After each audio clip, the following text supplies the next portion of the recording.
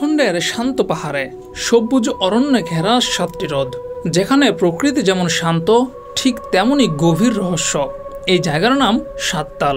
তবে শুধু সৌন্দর্যই নয়, এই লেক ঘিরে রয়েছে ভয়, অলৌকিকতা আর হারিয়ে যাওয়া আত্মার গল্প।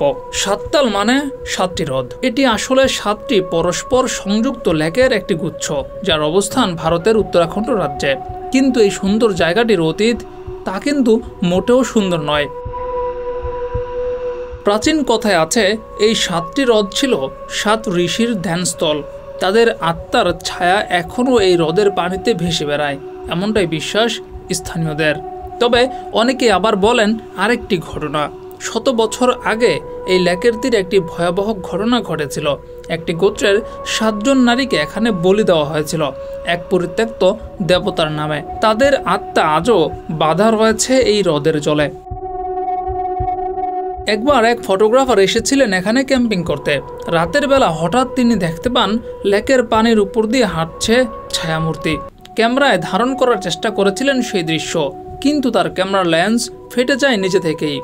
সেদিন থেকে তার চোখে সমস্যা দেখা দেয়, আর সে জায়গায় আর কখনো কেউ যেতে চায় না। স্থানীয় গ্রামবাসীরা বিশ্বাস করে সাততাল এক পবিত্র কিন্তু অভিশপ্ত স্থান। এখানে কিছু অদৃশ্য পাহারাদার রয়েছে, যারা চায় না কেউ হ্রদের গভীরতায় প্রবেশ করুক। অনেকেই বলছে গভীর রাতে এখানে কান্নার আওয়াজ পাওয়া যায়, আর বাতাসে ভেসে আসে ধূপের গন্ধ। কেউ যেন পুরনো কোনো আচার অনুষ্ঠান পালন করছে। কিন্তু এটাও সত্য, সাততাল অসাধারণ সুন্দর।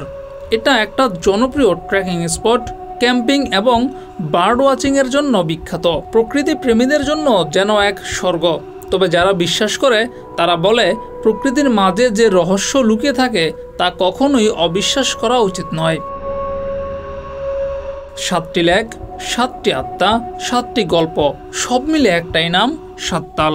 আপনি কি বিশ্বাস করবেন এই হ্রদের অলৌকিকতার গল্প, নাকি এগুলো শুধু পুরনো দিনের কল্পকাহিনী? জিয়াউর রহমান, যুগের চিন্তা।